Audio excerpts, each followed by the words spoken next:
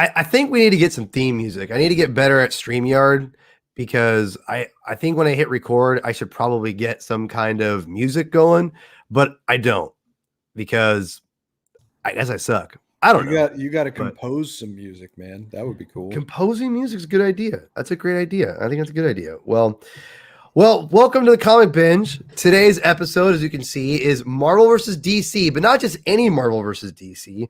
This is Marvel versus DC, the 90s comic books. Now, these comic books are, oh my God. I don't even know where to begin with these things, to be quite honest. So, it's one of those things where you kind of just go with it and you kind of say, all right, well, Marvel versus DC, let's see what happens. But the 90s were a unique time for comic books, especially for the big two. We've got Image going on. We've got all kinds of stuff. So there's just a lot going on and a lot to talk about. But mostly we're going to be talking about the kind of times of what the comic book world is going through. And we're also going to talk about the matchups and the fan voting. You could vote against Captain America and Batman. Can you imagine that happening now? Can you? Can you think about it for 1 second? Anyone? I can. So anyway, we're going to talk about that today. And I am joined with two Chris's. I have Mr.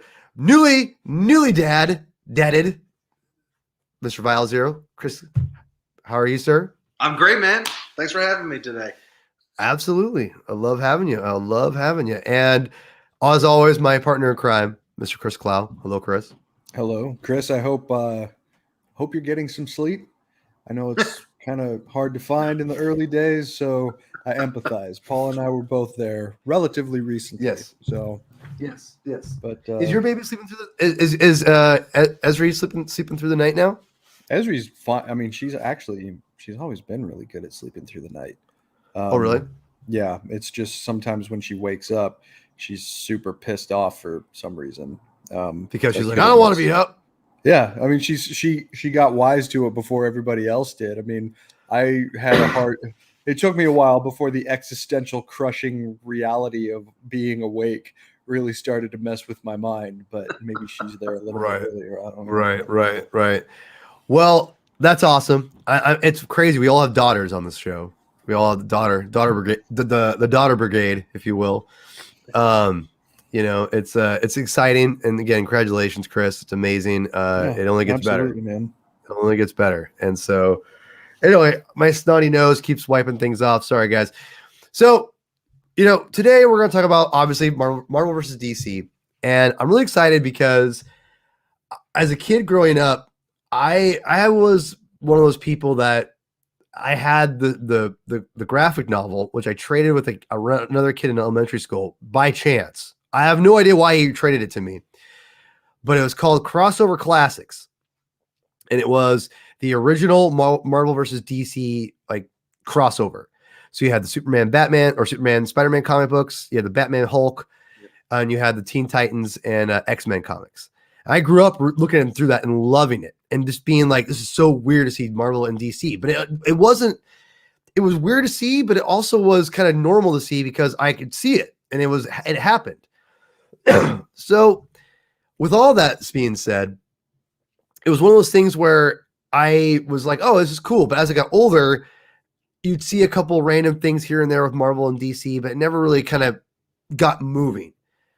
Fast forward to the Image guys leaving and pretty much destroying everything in their wake as far as, where the business was going. And they pretty much dominated the business and was making life hell for Marvel and DC, and sales were dropping overall, not just because of Image, but because of obviously retailers, everyone wising up to the idea that you can't get rich off, the death of Superman, basically. So with all that being said, it leads us up to, this Marvel versus DC crossover event. And what's weird is leading up to it, they also had some other crossovers. You had the Green Lantern and Silver Surfer crossover written by Ron Mars, and Batman and Superman, Spider-Man comic book, which, by the way, I could not wait to get. And it's written by J.M. DeMatteis and Spider-Man. And Mark Bagley, who's aka Spider-Man, right? And which, again, I'm not talking about those comics right now. We're talking about the main 4-issue miniseries. And I remember like loving, and I expected to see Spider-Man versus Batman, but I never got that. And I was kind of bummed. I'm hearing an echo. I hear an echo from somebody. So anyway, fast forward, a big announcement. We get this from, I think, I'm not sure if it was Wizard or whatever, but either way, this shows up and you could vote. Who will win? You decide, people. I remember I want to say I had this. Chris, did you have this?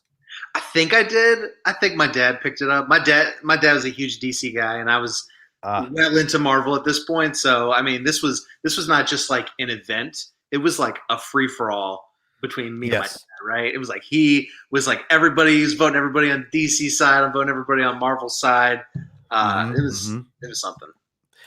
Yeah, this is something that I'm going to say right now that I picked this up, and how it worked was the comic stores had this out. They also had ballots you could write out yourself. So it wasn't just in this; you had ballots there as well, right? Email also. They had email. Oh, really? You had email too, huh? Yeah. In fact, if you at the very end of the first issue, I'll show it on mine. Yeah, show here. I'll blow you up. One second. I'll take this off. Let me pick this off. One second. Go ahead.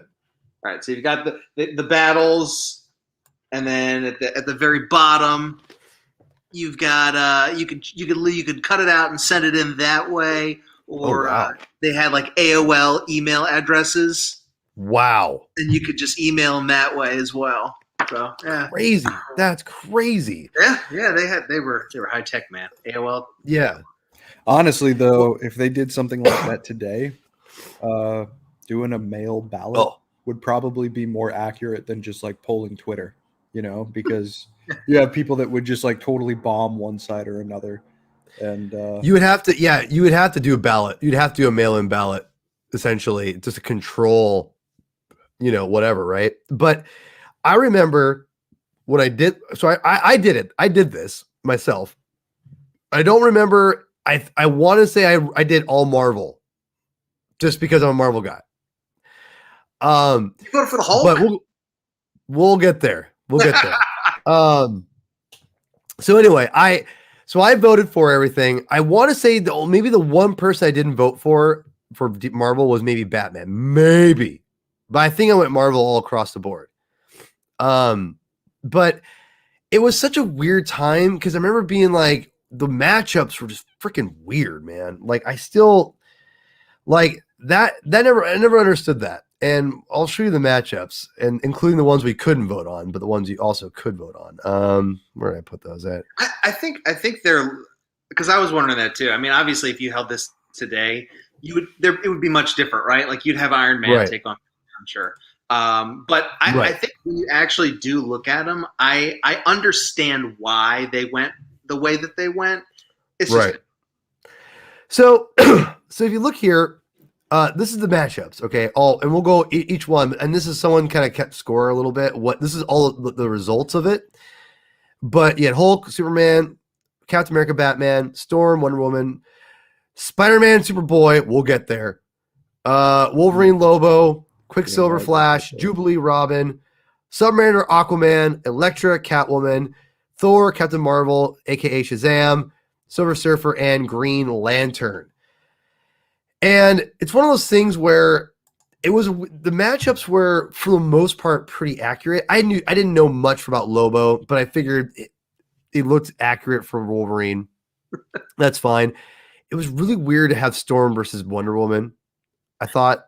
Yes, but the X-Men were super hot in the 90s, right? Well, right, yeah, but at the same time, Storm, but it just was. But Wonder Woman's like I guess that I'm trying to think of a female character that's as like the same, like not even power level, but like popularity level of Wonder Woman.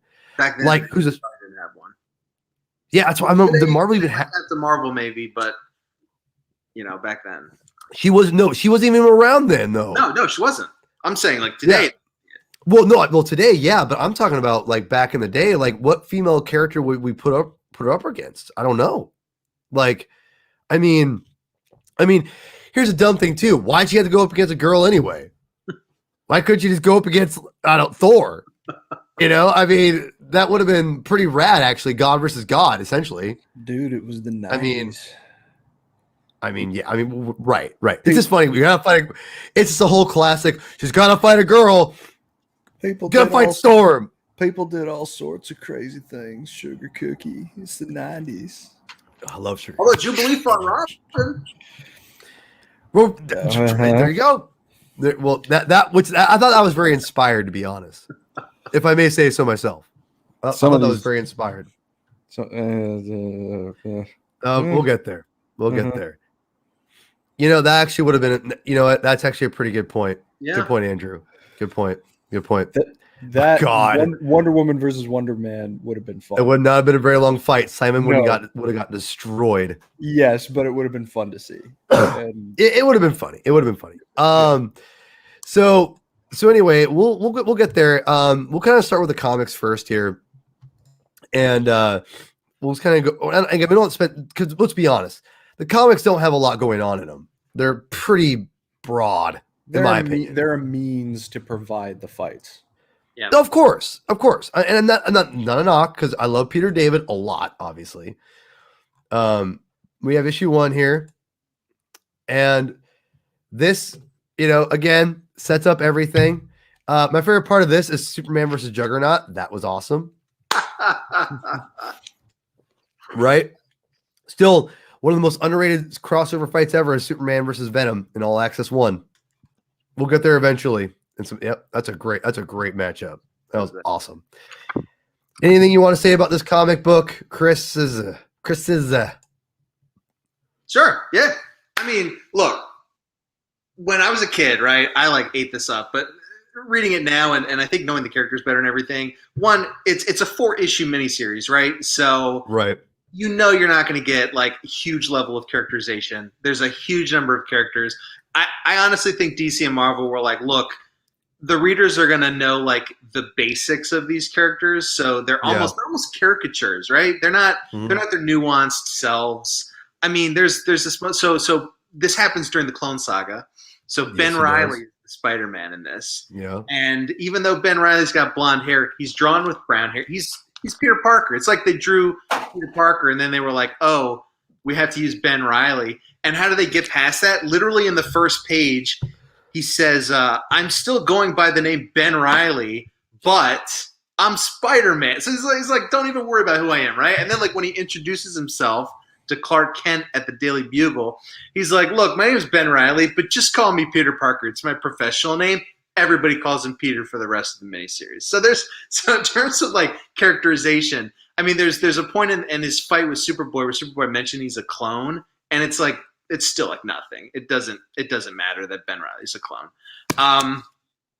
Yeah, these like Chris said, they're really just a means to an end. One thing that I did think was really cool. I don't know if it's in the online versions, but if you're reading the floppies, the only ads in all 4 issues, with the exception of whatever's on the back cover, the only ads are for DC and Marvel comics. And Marvel, yep. Oh, I was very well aware of that growing up. Classy, even growing up.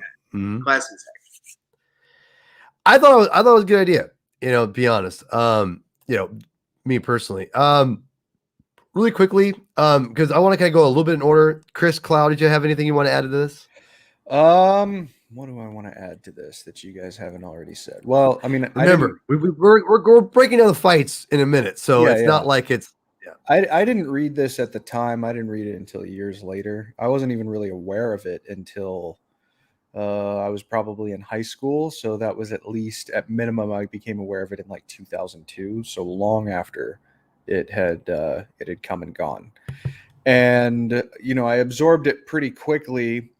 It's looking back on it now as someone who doesn't have, let's say, an abundance of affinity for this era for either Marvel or DC. It's kind of hard for me to go back to it now because it is such a product of its time. It very much is. That's not you are not wrong. It's not Ron Mars's fault. It's not Peter David's fault. It's not Dan Jurgens' fault. It's not Claudio Castellini's fault. It was just the commercialization of comics favored a particular kind of storytelling during this time. Yeah. And it is blunt. It's certainly in your face, but the other consequence of that is that it is very simple. And Right. I outwardly question the wisdom of some of the pairings in some of the matches, and some of the ones that they decided to make reader controlled and creative team controlled. The delineation on that, and we'll get into it when we get to the specific fights, but some of the actual pairings seem kind of bad. But I would agree with it. That being said, I mean, it's impossible not to have fun while you're reading this, right? Yes. Because Yes. you're seeing a mashup of epic proportions that only really happens once in a blue moon, right? You can count on one hand the amount of times that there's been like a substantive Marvel DC crossover.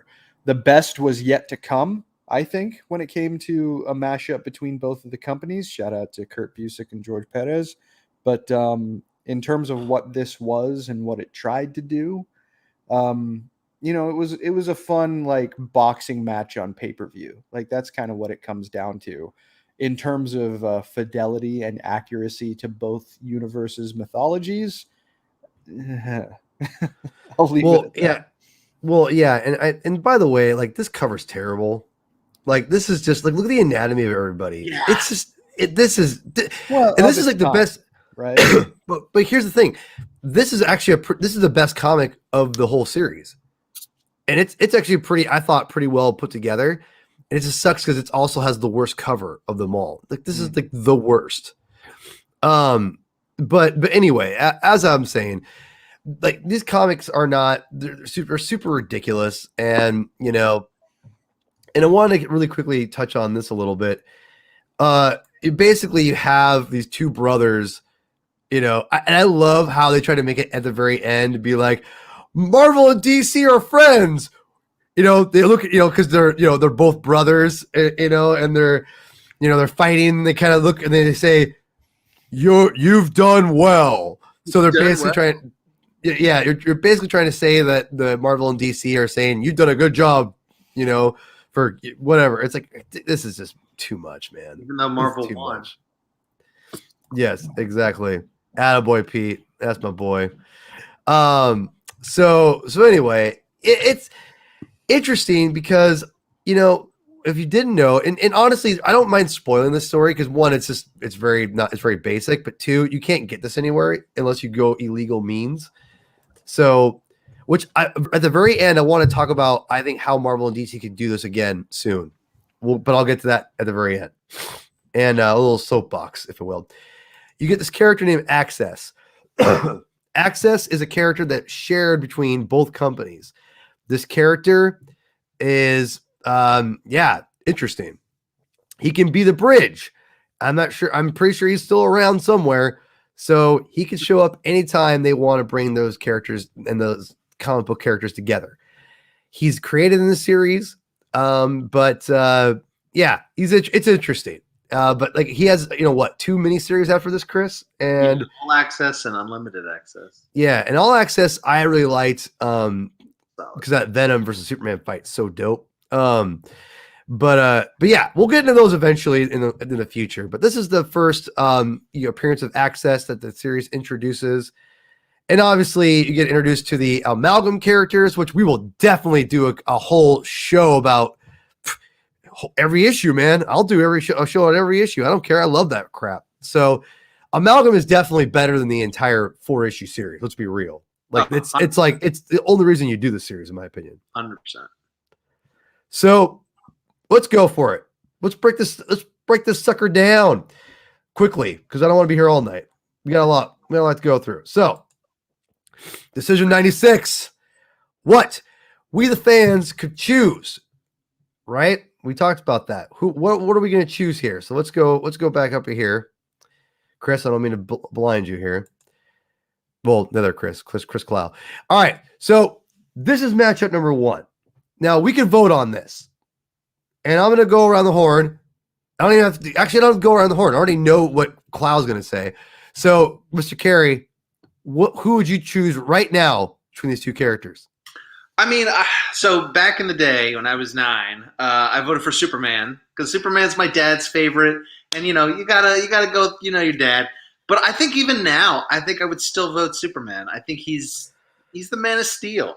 The Hulk regularly gets clowned. I think that Superman would clown the Hulk also.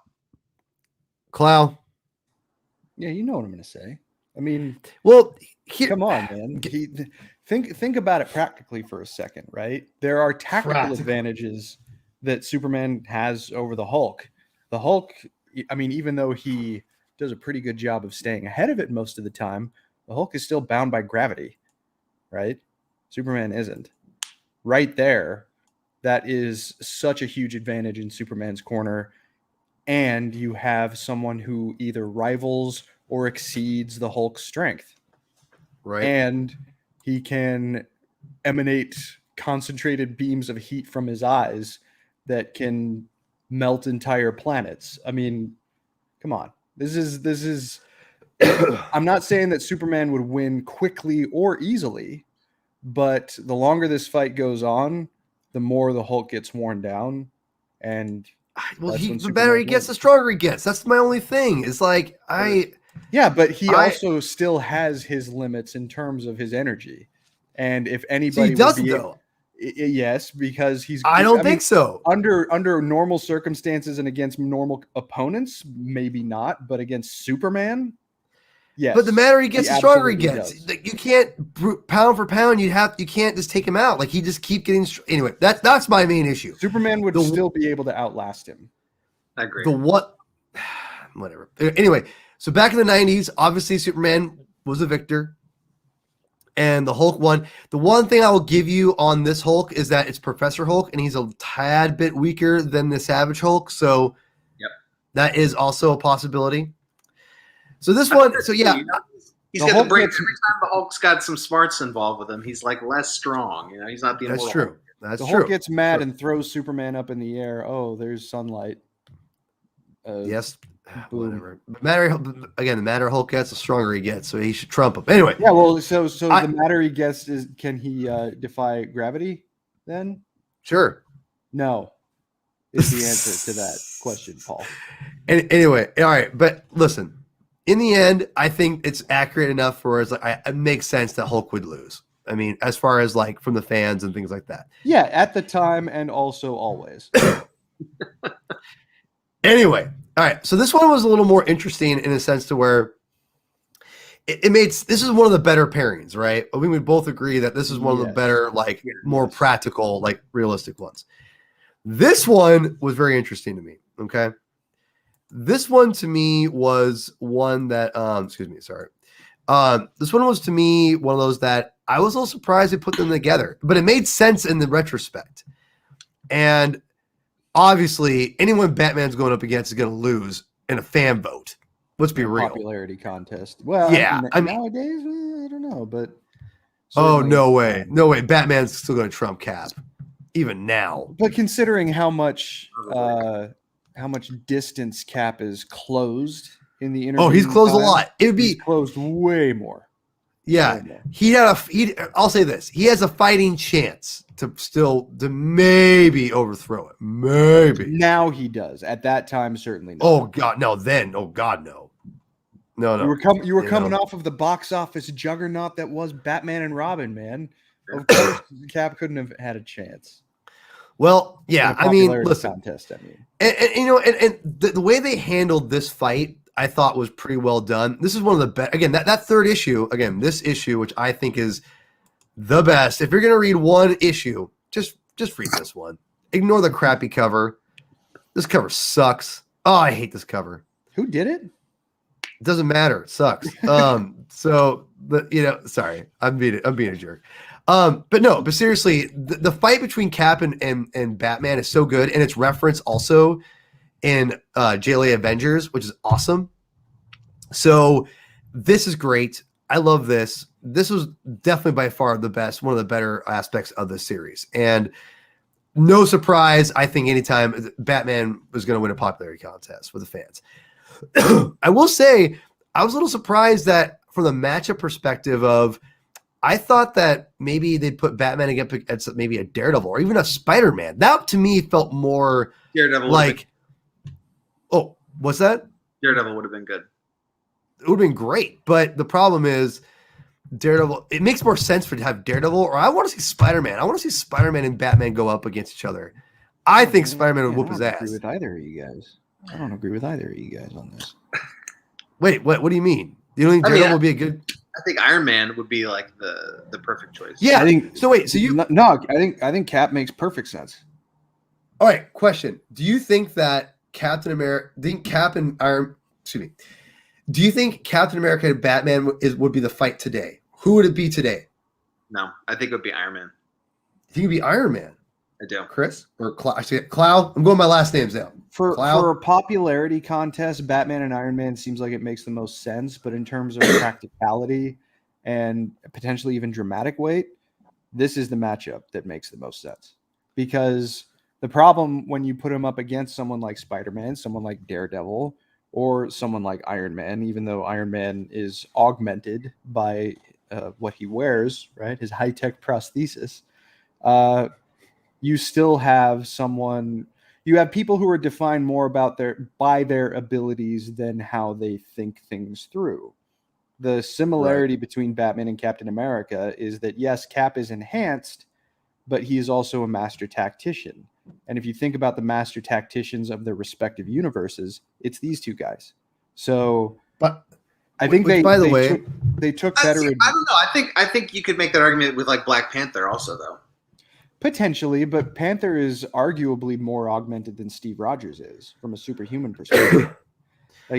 By the way, Clow, I want to add right now, you're right. He is a master tactician.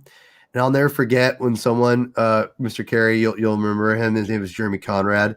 Trying to say how Shang-Chi is a better tactician than Captain America. I was like, you're an idiot. No. Shang-Chi's like eternally Spider-Man aged, isn't he? I mean, well, but he's talking about for fighting. Like he could take on Cap. Like, I'm like, no, you're wrong. Yeah, this is before the 10 rings. This is before. Yeah. Of course. Like I'm like, no. Like, I'm sorry. I just in terms of this matchup too, like it's not solely about the fact that they are the master tacticians of their universes. It's that both of them exhibit a kind of wisdom that no one else in their universe does. Right. With Captain America, that's a great story. I need to get that, man. This was also right before. Yeah. Was it right before? Yeah.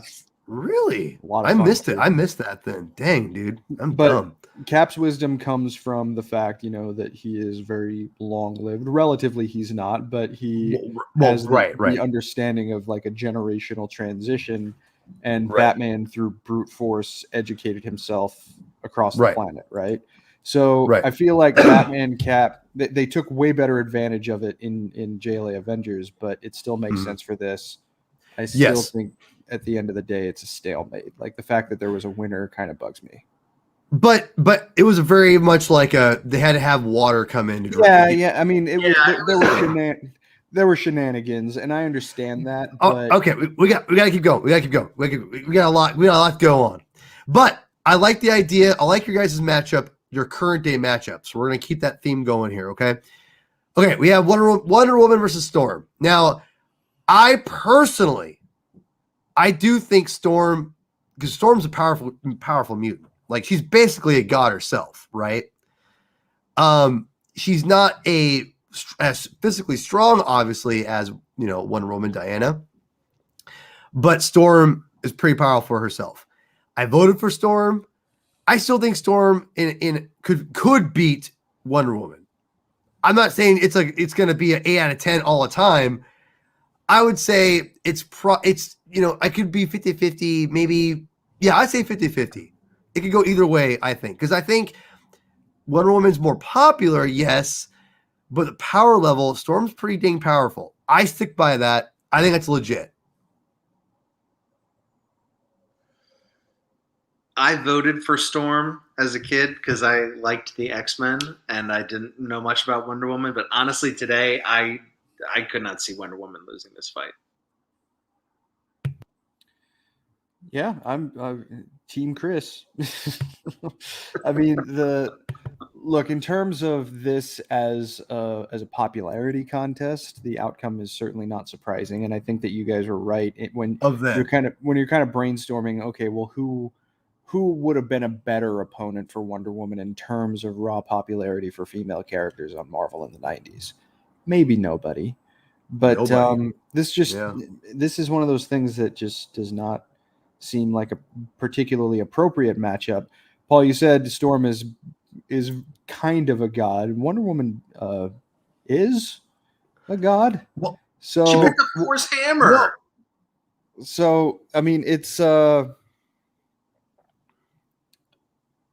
don't think that Wonder Woman should be discounted, and I feel like she was by the vote here. But it was also just like that. There should have been honest? some other Can I options. be honest for a second? For this. Can I be honest for a second? I prefer you be honest every second, but Well, of course. Well, okay, first of all, you know I'm honest every second, so I can't really lie. I'm not a liar. I was surprised, even as a kid, I was surprised Storm won a little bit. Like, not because I believe in her power level, and to be honest, I still do. But I was surprised she beat Wonder Woman even from an X-Men, even though X-Men was huge, and I knew that was, she had a chance. I was a little surprised. Storm was like, okay, way more visible than Wonder Woman during this time. Way more. Maybe, but Wonder Woman's legacy, bro. There's not a maybe about it. Yeah, Wonder Woman absolutely has a legacy attached to her, but this was a popularity contest, right? And okay, so it wasn't a contest in that respect. Okay, so current day matchup. Who would you have Wonder Woman fight? Because Storm ain't fighting no one in DC in a main fight now. Let's be real. But so, who is Wonder Woman fighting today? I'd go with Thor personally. I think that's a great matchup. I think Thor is a great matchup too. If I want to be different, I'd say I think Captain Marvel. Yeah, I mean that's true too. I think that's not bad. That's not bad. I like that. But again, it's the reason why I like the Thor aspect because it's God versus God. Yeah. So they have very equivalent philosophies. I mean, Wonder Woman is a little more defined by her compassion than Thor is, but they still have very similar philosophies. There's a reason why Thor is worthy of Mjolnir, and I have no real this is I think the most worthless matchup. This is come on, really? Wolverine versus Lobo. So the match that we just talked about, the philosophy transfers over into this one times 1,000, right? Yeah. Because nowadays Wonder Woman probably has the edge in popularity and certainly in visibility compared to Storm. In this moment, though, Lobo, even though I like Lobo, he would not be anywhere near this series under normal circumstances. No, I agree.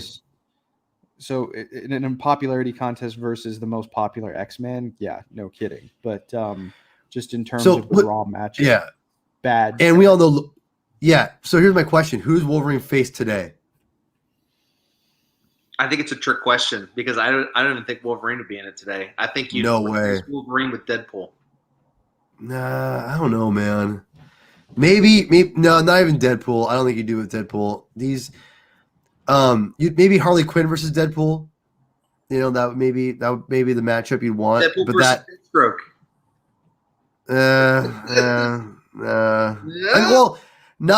Whatever.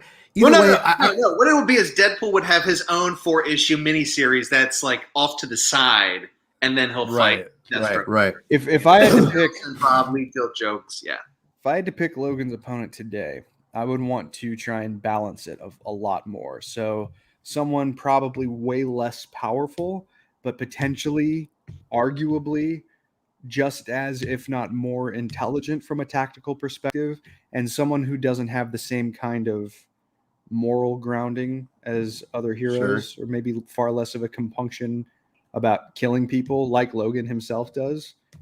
Yeah, okay. I think you could have a pretty compelling fight with Wolverine versus the Red Hood. Oh, because he would have to think it through. He would have to put everything that he was taught into motion in addition to everything that he self-taught himself about killing someone. You instantly get a fight on a barge because Jason would just try to sink him, Right. Yeah. All right. Right? Woo! Oh, God. Okay, this one I have a little bit to say about this. This matchup, I don't know what the hell Marvel agreed to on this one. It's like their biggest character of all time. Like literally, in my opinion, the most recognizable character in all of superheroes. He's fighting mother effing Superboy. That's the matchup. 2 clones. That's the matchup. 2 clones. It's 2 clones. No. No. This was one of the most disappointing things of the series for me. I hated this so much. Hated this matchup. And I get it that clones it's kind of like a tongue-in-cheek thing. That's what it felt like they were doing. Yeah. This is terrible. This is goddamn terrible. The fight was terrible. And I hated the fact they even played up the clone aspect. Like, again, when you said Chris Carey, where you said when Superboy, see, this is where you're wrong, though, because he said when Superboy does say he's a clone, Ben freaks out a little bit. He's like, "What do you mean, clone?" And then yeah. He does say that. I think that this was. I mean, come on, really? Yeah, but you said that's pretty tight. I love Impact Webbing. I've always loved Impact Webbing. This was the stupidest one. I think this is the dumbest match of them all. So do you think it's because like Marvel wanted a fight where like he wasn't going to lose? Because you put him up against the Batman. You're relying on a fan vote. Maybe it's a little more dicey. And then okay, you're not going to have Spider-Man take on Superman, but what if you have him take on? You already did that. Hmm? You already did that. Yeah, you already did that back when Lex Luthor powered him up with his radiation, One whatever. of the single most celebrated crossovers, and no, let's stay away from that this time. Come on. No. I'm just right. No, I'm criticizing them because that would have been a far great. It would have also just been an interesting exercise in seeing who was more popular at the time, right? Because I agree. We had the parameters established by that first crossover. We could have seen, like that seemed like a far more authentic kind of crossover than compared. I don't know. Remember that Batman Hulk one where Batman just kicked Hulk in the stomach and knocked the wind out of him? How people like that comic book is beyond me. It's bonkers. It's pretty ridiculous. But this, so pretty bad. First of all, if you're talking about raw power level, Superboy has this handily. But you're not just talking about raw power level. And this was so disingenuously presented because it's Ben Reilly. And it just seemed like such a cop-out. Like, they don't need to adhere to all of the specific dogma of active continuity at the time. This is a whole other thing. But they didn't do that. And so naturally, if it's a popularity contest between one of the single most recognizable superheroic icons in the world against the second, I guess, major iteration of a lesser version of Superman, even though I like Superboy and what he developed into. I like Superboy too. This was just a really this was poor editorial judgment on the part of both companies. I will say that I don't know if Marvel was nervous they wanted Spider-Man losing to anyone specific like popularity contest. Because he's their most popular character. I think if you put him up against Batman, that would have been fascinating to see what fans would have voted. But if they're really that worried about it, then why make it a voting one at all, right? Because you want people. Know why? You want to get people in, and then they invest. And they invest, they spend money. Yeah, I mean, probably, but it's just like as if there was any concern, any real practical concern that a popularity contest pitting Spider-Man against a fourth-tier DC character at the time was going to go any other way, and the fact that they just decided to lean in so much to the clone component was just not a good call, I don't think. And also, they didn't even have to use Ben Reilly. Like, they could use Parker. And okay, so really quickly before I go to Aquaman here, who would Spider-Man take on today? I'm gonna go with Batman. Still, I think I want to see a legitimate Batman versus Spider-Man fight. Nightwing. I mean, I thought Nightwing. It's just not top tier enough. No offense to Nightwing. I like Nightwing. But if you're going to try and balance it with a commensurate character and the place they occupy in each universe, Nightwing and Spider-Man occupy a pretty similar place. Like, Yeah, but popularity-wise, it's no contest, of course. But right. in terms of where the place they stand in each of their universes, Nightwing and Spider-Man are on pretty even footing. But I'm talking about, for me, it's all about popularity. I want to see the two top characters going at it and fans voting. That's who I think they should have fought. I think then still it would be is Spider-Man and Batman. I mean, there's just no question. That's what I'm saying. Yeah, that's what I'm saying. You would pick the mascots for each side. I would.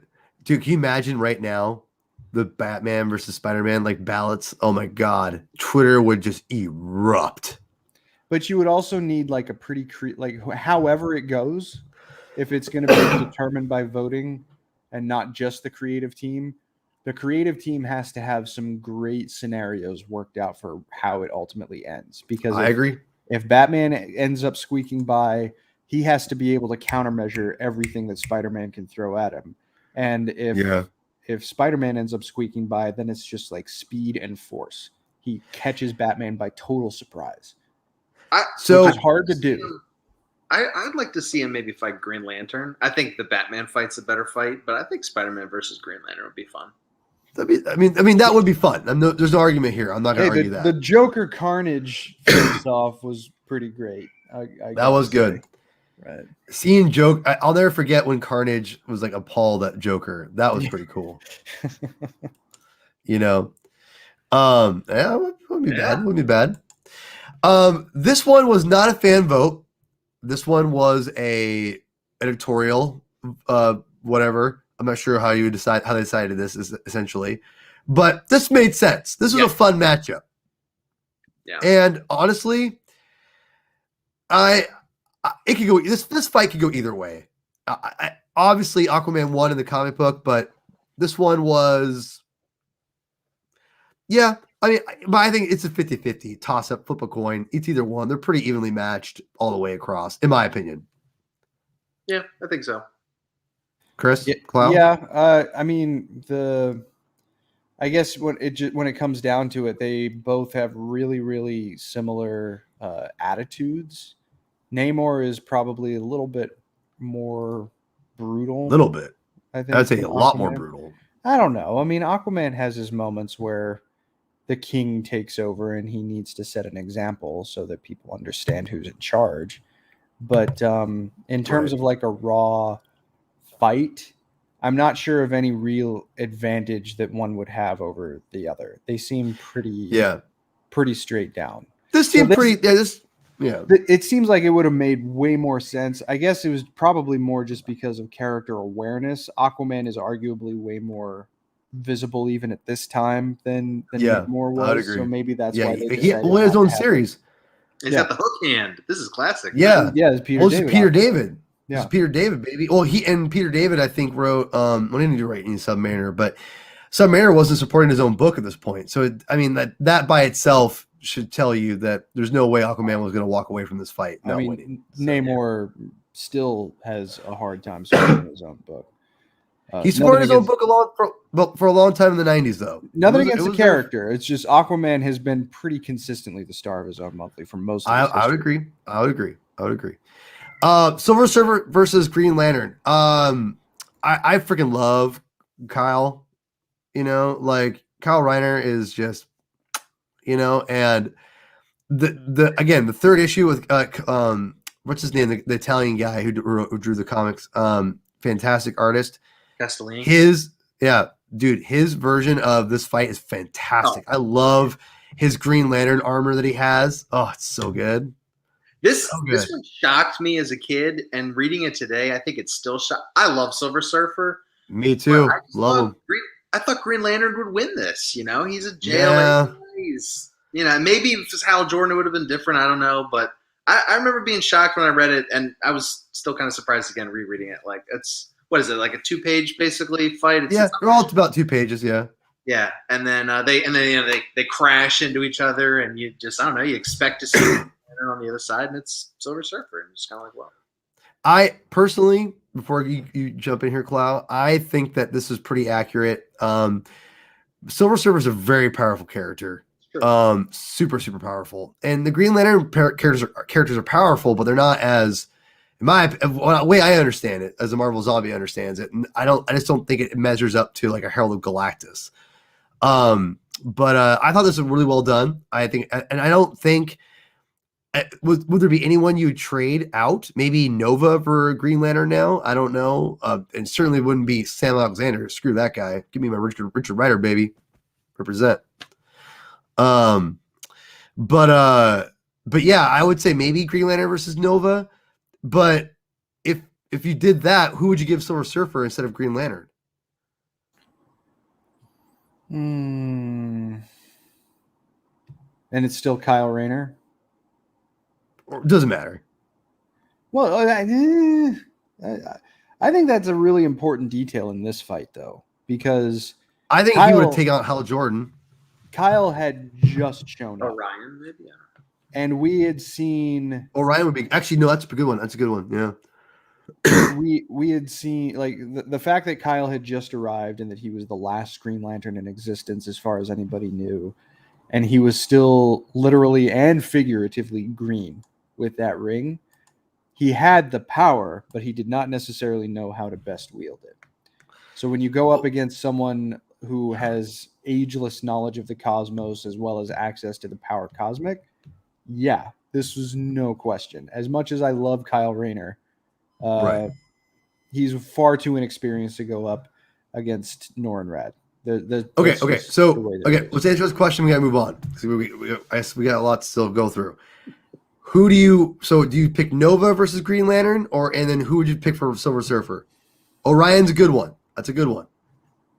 Nova, maybe younger Nova if it's going to be Kyle Rayner. I could see him doing like the Guardians of the Galaxy versus like several different Green Lanterns. I like that. I like that a lot, actually. Okay. But Silver Surfer, who does he fight? Not a lantern. If he doesn't fight a lantern, who does he fight? I think Orion. I think Orion's a good one. Probably a pretty good, yeah. I'll go with that. Let's do it. You hear it, DC. We're feeding you gold here in Marvel, should say. All right. Moving on. We got the next one. This one, I honestly like a little inspired. I thought it was pretty cool. I gotta say too, I think this is 100% accurate. Catwoman has no business beating Electro Nachios, man. No, and I'm surprised Electra in this, but then Daredevil is like, yeah, I thought that was weird too myself, but it's because it's girl versus girl, you know. Marvel didn't have a lot of people. So why didn't they have her fight Black Cat? Yeah, because Electra's a much more popular character. I guess even Black Cat at that point. But this Electra is like fight. I mean, you could have had Catwoman up against Black Cat, and then that would be. But honestly, that's like that's too on the nose almost. Does that make sense? It's like, but Superman, I don't know. Isn't? Yeah, I mean you're right, but I think my main problem is that Black Cat would just get destroyed by Catwoman. It's like Black Cat's not a fighter; she's a thief. It's true. Now Catwoman's a thief, but she's a lot better fighter than Black Cat, like by a lot, in my opinion. If she can give Batman a run for his money on more than one occasion, then right, yeah. But no, I don't disagree with how this one went. I mean, just think of Electra trained from birth to be what she is, right? Right. And Selina Kyle certainly did not. Selina Kyle has, I would argue, a more fascinating story in terms of how she came to be, but that doesn't take away from just the raw potential and ability that each character has. And if forced to choose between the two of them just in a raw fight, I think Electra takes it. That's not to say that Catwoman would make it easy.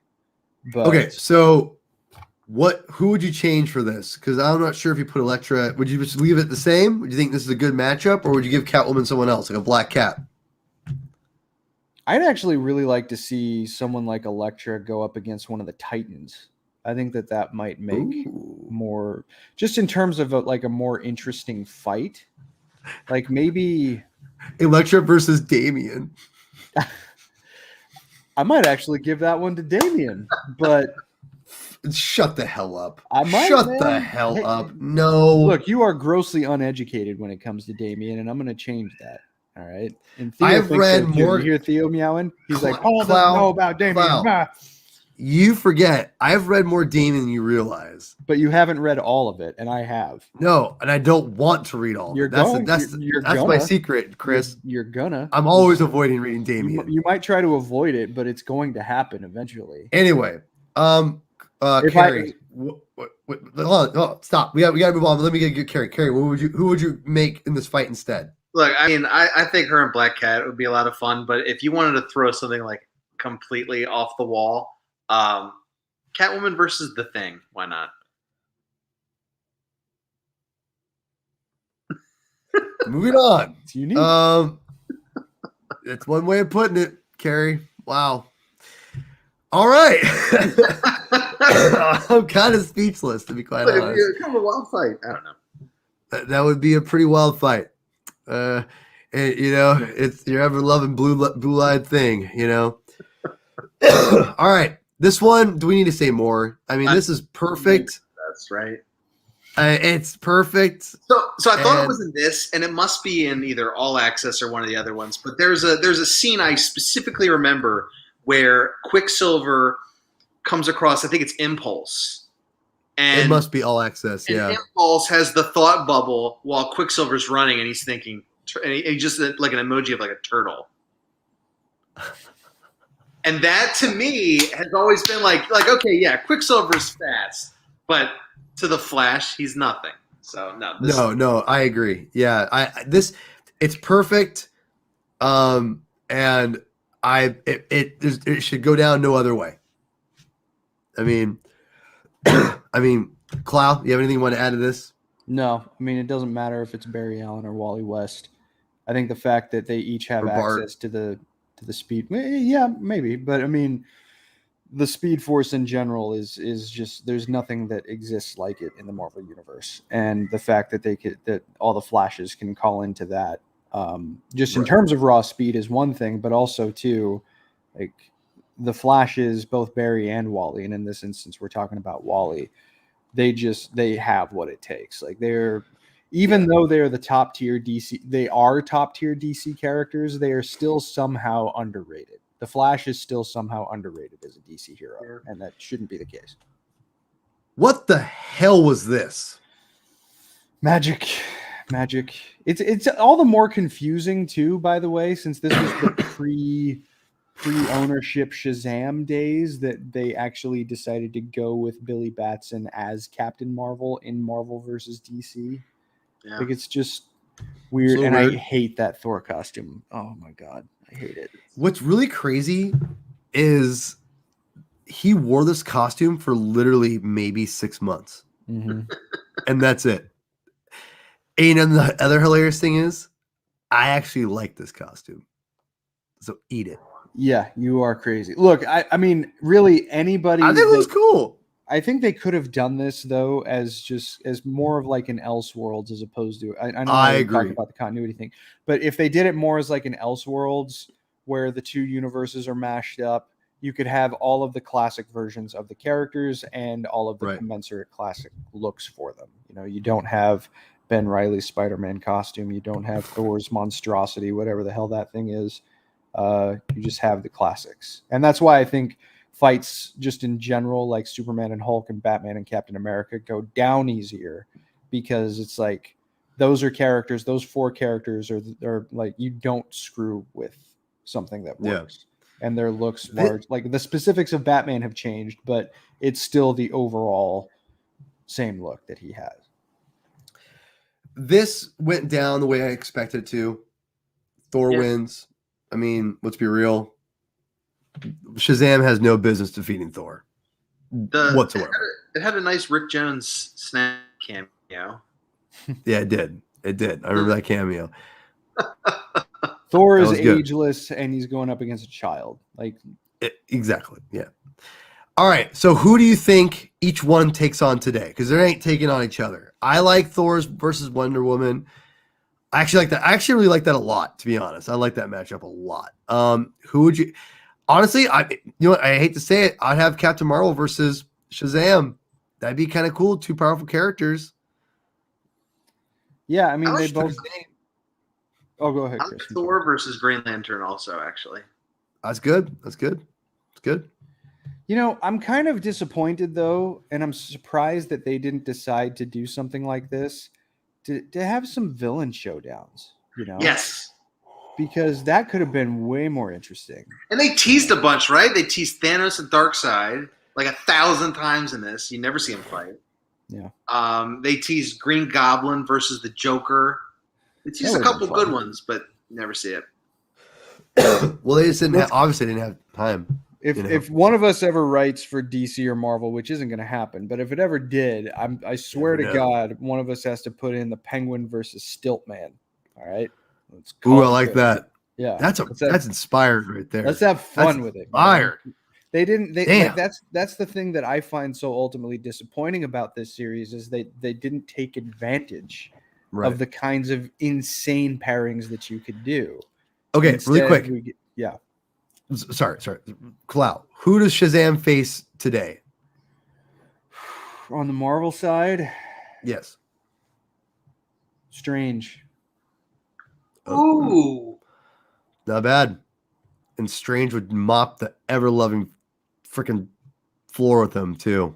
Well, the thing that I think would be fun to see in something like that is that obviously the Sorcerer Supreme knows his way around, and Billy Batson is given this power that sometimes he doesn't totally know how to control. So I do think Strange wins, but I think Strange gets surprised, and I think Billy surprises himself a couple of times too. This was a matchup I actually kind of liked. It's not conventional. It's different. I like that Jubilee was all in about Tim Drake. It's very interesting reading this now in retrospect. And he doesn't seem into her as she is into him, though. I would agree to that, actually. I would agree. But he's into it. I mean, he's like, cool, I'm getting attention. You know, it's nice. Let's be real. When you're, get attention from a pretty young lady like Jubilee, never a bad thing. So this was interesting. And this really quickly, my mom, who knew these characters peripherally, but knew who Jubilee was, and obviously grew up on Batman and Robin as a kid. In the amalgam issue of Dark Claw, I was looking at the comic book, and there's the Jubilee Robin mashup, and my mom goes, "Oh, that looks really cute." Like talking about Jubilee as Robin, she thought that was really cute. And I was like, I'll never forget that. Like my mom, like nerding out with me for a millisecond. Like, oh, that's such a cute outfit. He looks really cute as Robin. I'm like, all right, mom's chiming in. Anyway, this matchup is unconventional and interesting, and goes down the way it needs to go down. Let's be real. I mean, Jubilee has no business taking on Robin, and I guess I think we all agree to this. Obviously, Jubilee ain't fighting anyone right now in the DC universe anytime soon. My question is, who's Robin take in the Marvel universe now, guys? And we're talking about Tim Drake. Yes. Bucky? Not bad. Actually, Red Hood and Bucky would be a better one. Yeah. That's a great fight, I'd still love to see. That fight. I'd still love to see Jason push himself to the limit against someone like Wolverine. I think that would be a lot of fun. But Winter Soldier would be a great matchup too. Oh, I'm not saying it wouldn't be. No. I'm not saying fantastic. that at all. That's on the nose, and that's exactly what I want it to be on the nose with that one. We keep leaving Nightwing out, and I feel like Nightwing and Bucky would be that I would not be opposed to that either. Like I wouldn't be opposed to either one. It's just I feel like the places that Bucky and Dick Grayson hold in their respective universes would be kind of cool to see paired off. But versus like a Miles Morales also. Oh yeah, that would probably be pretty cool. The eventual amalgam episode of this will happen once we hit 1,000 subscribers. We got a long ways to go, but when we do, it's gonna be a marathon, and I'm gonna love every goddamn minute of it. Anyway, So if you want to get the amalgam episode, convince people to subscribe. You know, we had 500 subscribers a couple days ago. I was so And I upset. lost. Put all my amalgam issues out, and then you're like, "No, we're just doing the fights." But dude, we lost. Like we had like 12 people unsubscribe after I posted. We reached 500 subscribers. I was like, dang, man, that's vile. Don't worry about it, man. I'm not worried. I just thought it was funny. It taught me a lesson. And you know what it was? Act like you've been there before. And that's why I was like, you know what? I'm gonna. Anyway, quickly, who's Robin take on? Miles. That's my vote. Dude, I actually like that a lot. I actually love that.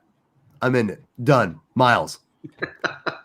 I actually, or as you'll, I wouldn't mind, even though I think that he would pull it out in the end against someone like Robin. I still think that it might be kind of cool to see Robin versus Falcon.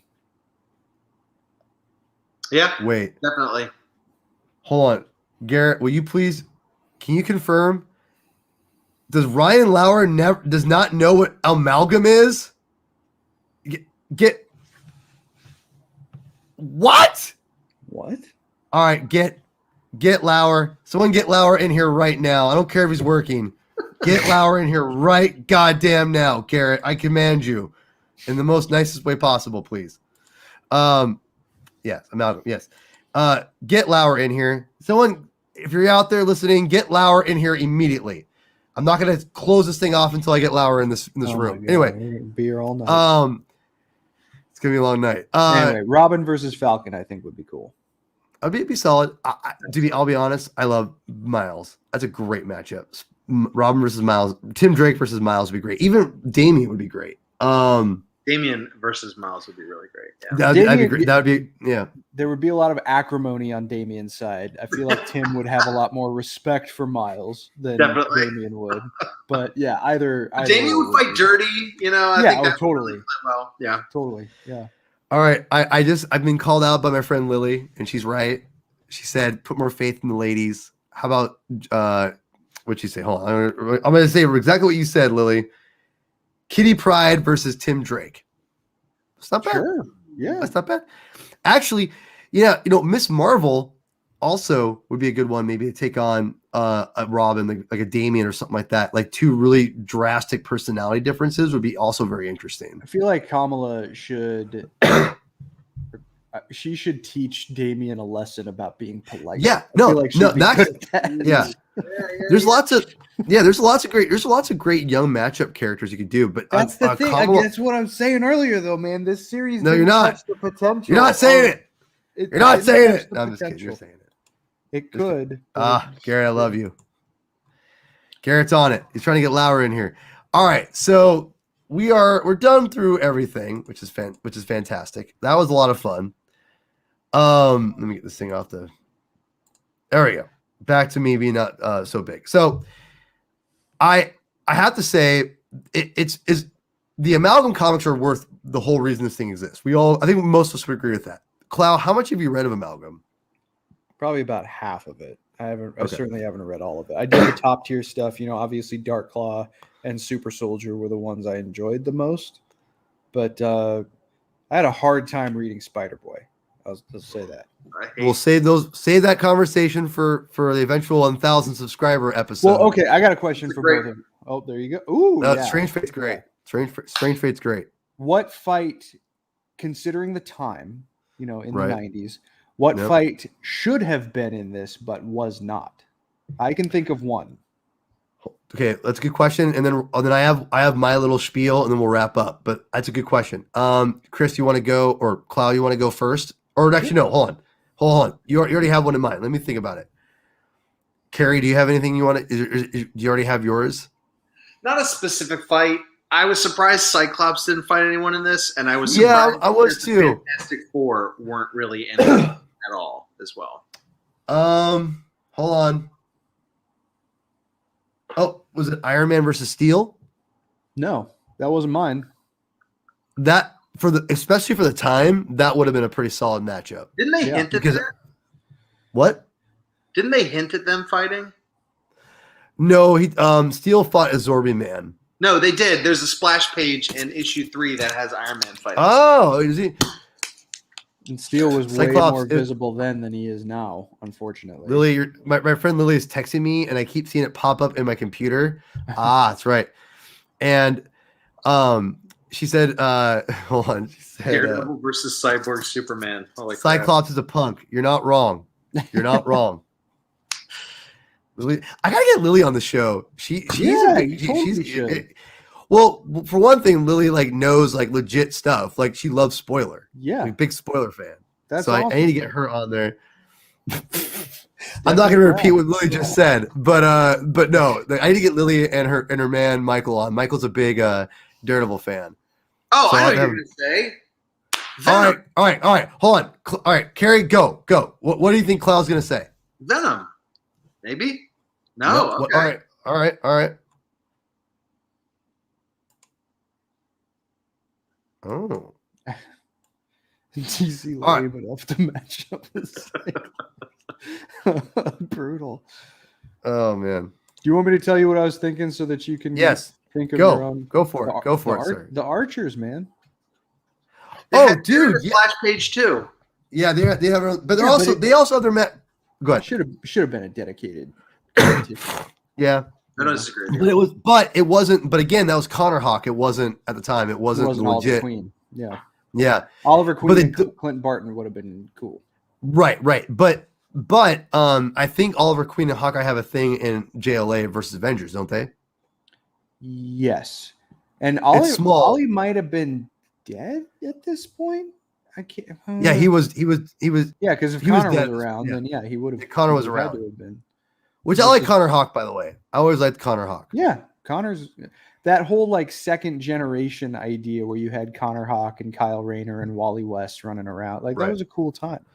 Yeah, they were building for the future. So here's my spiel, and I'm gonna steal this, and we'll be ending on here. And again, I should have said this at the very beginning, but I'm so bad about this. Like, subscribe, all that crap, whatever. I don't care. Whatever. Here's the deal. I know right now it's going to be really hard for Marvel and DC obviously to do this, right? It's just super and even more so now than ever. They're super corporate conglomerates and they can't share, right? Like we get it. The one thing that I read a tweet from Gail Simone, and Gail had honestly an inspired, I think, brilliant idea. She said, I think, it was the whole point was to get people talking about who they want to have matchups, and she said it'd be really fun for Marvel and DC to do it again. And in spite, with the whole pandemic, it'd be kind of cool if they did something like that. And she goes, I'm not sure if I read this from her or I'm whatever, but I want to say it'd be really cool if they did something for charity. And I was like, wait a minute, that's a really good idea. Honestly, legitimately. Imagine if Marvel and DC said, we're going to pay, the talent, whatever they're worth, top A talent, pay their money. But we're going to put out a mini series and we're going to do a Marvel versus DC team up or whatever. And it's going to be all the money goes to charity. And it's going to be focused on giving back to children and putting comics in children's hospitals. Again, doing something like that to give back to the community. I thought that is actually a genius and I think amazing marketing strategy. And I'm actually thinking they legitimately need to do that because you'd be promoting goodwill, one, which I don't think is ever a thing that you should be worried about losing. I mean, from a tax write-off standpoint, from a financial idea, I'm assuming that's pretty big. Which I don't know if they need that or not, but whatever. I don't know if they would lose money on it because again they could write it off.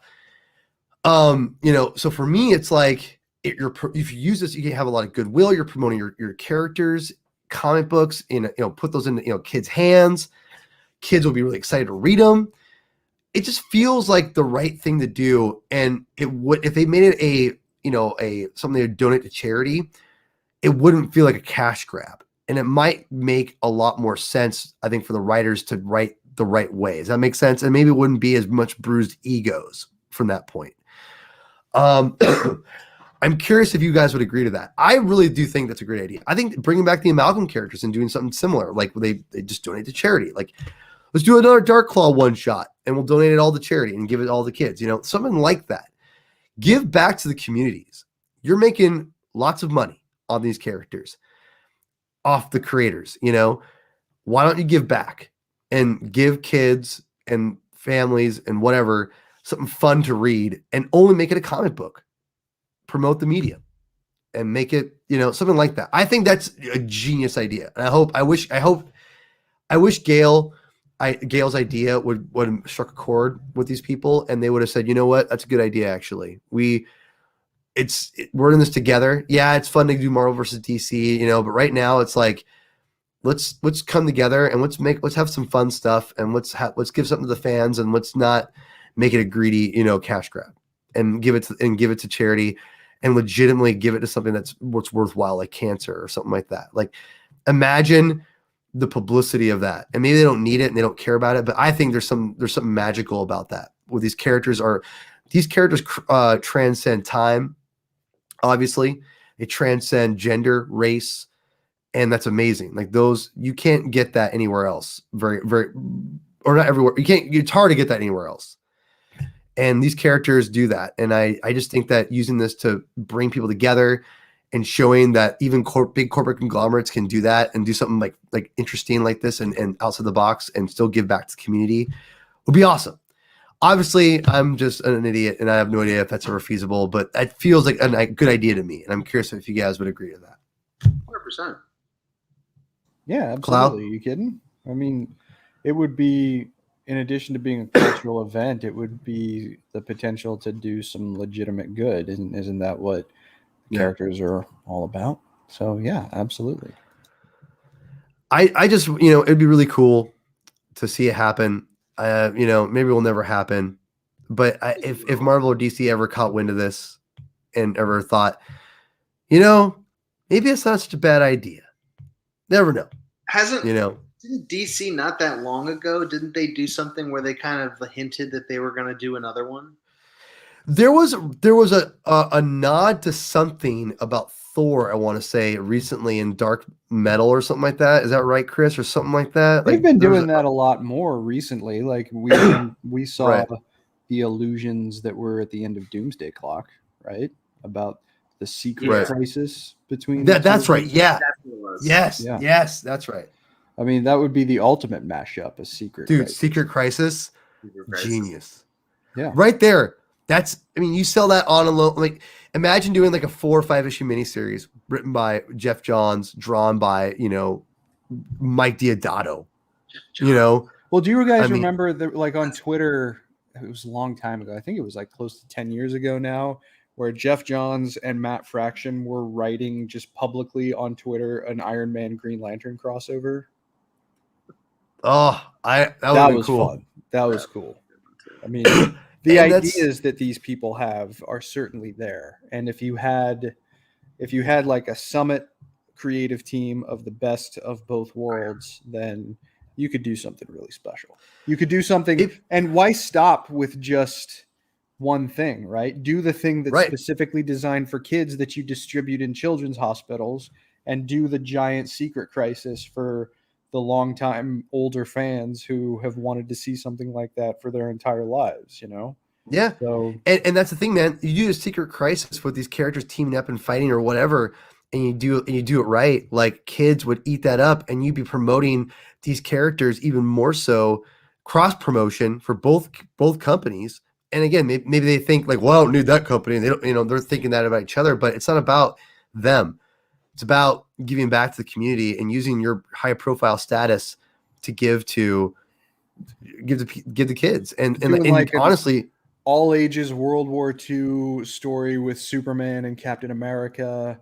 And then you have like the noirish Batman Daredevil crossover, right? And do a 4. How about this? Do a 4. What's the word I'm looking for? Just like the Batman and Green Lantern, or Batman and Spiderman and the Green Lantern Silver Surfer comics before it, like more prestige, like 3 Jokers. Do like one shot 3 Jokers, like 30 something pages, 40 pages, put out 4 of them, 4 different team ups, and give it all to charity, you wouldn't tell me how much publicity that'd be. That people would go nuts over it, and just put your again, like you said, Chris, and like in the original comic books here in the 90s, promote your comics throughout the whole thing. Go to Marvel Unlimited, go to DC Universe, go here, go here, go here. I mean, kids, I can read all these other characters in on my tablet. Okay. I mean, so that to me is where I want to end it, is I think they obviously these companies owe nothing, but it would be pretty awesome if they could make it work. And I think it's possible, but we'll see. Maybe one day. Mr. Chris Carey, where can people find you on Twitter and everything else? Yeah, I'm at Vile0. It's right there in the name that pops up. That's where I'm at. That's where you at. That's where you're at. And again, congratulations on being a dad. Joining the daughter brigade as always. Yeah, if you guys got any good comic book recommendations, please give them. I haven't got them yet. Not yet. I'm not sure what I'm going to introduce her.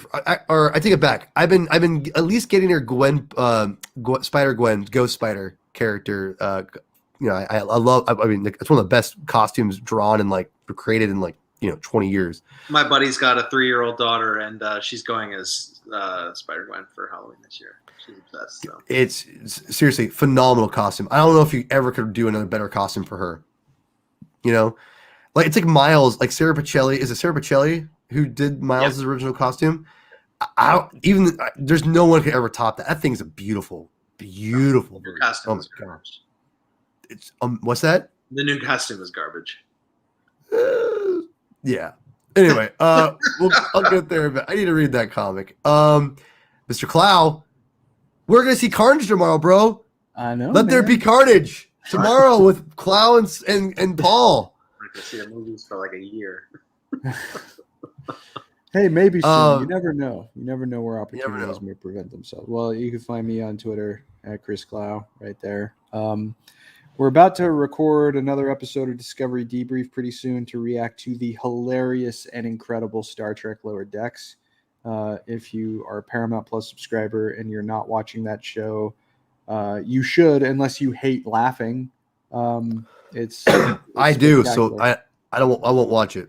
Yeah, figures. Yeah, well, I knew that about you already. Yeah, I know. So, yeah. It's funny that you mentioned Spider-Gwen, though, because I showed my daughter today the first bit of the new Spider-Man and His Amazing Friends. I have, and I've showed my daughter as well, and she has all the figures. the figures that my dog hasn't destroyed yet. Right, yeah, of course. He destroyed, Wheezy destroyed Miles. Oh, no. Oh. Or Spin, as he's called in the show. Yes, that's his name. That's his nickname. Spin. That's funny. Well, it's anyway, interesting. I mean, it's good for kids, and it's kind of fun. But yeah, so Discovery Debrief, and then I'm not ready to really say much more about it right now, but developing something potentially for this channel that might be fun. Very excited about that. Very excited about that. If something I'm not involved in, by the way. So if you hate my guts, you're gonna be happy.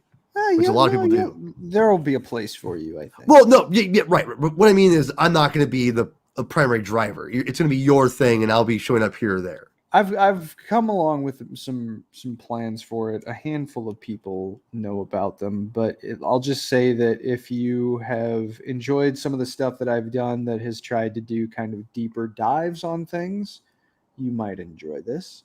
And I'll leave it at that. But we also are looking at other ways to bring comics on consoles a little bit more deeply onto the Comic Binge channel. And it's going to happen, I promise. Paul Plays Games is what I'm looking at right now and putting onto the show. There's so many comic book games that Paul hasn't played that I think he would have a lot of fun with. Like the story mode on Mortal Kombat versus DC Universe. I think you'd have a lot of fun with that. It's great, man. No, man. Jimmy Palmiotti and Justin Gray wrote it as the ultimate Elseworlds. And it's pretty cool. So we'll eventually get there. me and Chris had a blast playing Avengers on NES, which I think that's the first game we got to play because I love that was so much fun when we did it together. We could do that. We also need to do stuff with current Avengers too, though, man. We do, and I have that, and I'm trying to get my wife to convince her to get me a PS5 coming out next month, man. I keep forgetting about that. Wow. Anyway, please like and subscribe to the channel. Follow me at Herman22, 2 N's, aka P Thug, on Twitter. Follow the Comic Binge on Twitter at Binge Comic. We're on TikTok. We're on Instagram. If you look for us, you'll see the logo. Check it out there. Check us out there. All the new subscribers from the last episode. Thank you. I know me and Chris will be definitely doing an episode soon about Earth 2. With what's his name again? Always is it L? What's his name? L. Connell. Oh, you mean oh no. You mean the Earth 2 Superman. Yeah. Lorzod. Okay, whatever his name is. We're gonna do an episode about that soon. Hopefully, I might even maybe next week. Maybe we'll talk to Chris and we'll get it out next week. I need to get it done. I've read it. I liked it. We got to talk about it. So. Anyway, no, it's not Lorzod. Lorzod is someone else. Why? Whatever, it doesn't matter. The guy Michael B. Jordan's gonna play at some point. We're gonna do that hopefully soon. Hopefully next week. We got some other Valzad. Okay, whatever. Valzad. There you go. So we're gonna be doing that hopefully soon. We got other episodes. I'm hoping to do a what if MCU required reading soon. Hopefully to drag Alex back in it. As always, I love Alex, and probably do something for Venom too. We probably yeah. It's called Maybe. Lethal Protector. You're good to go.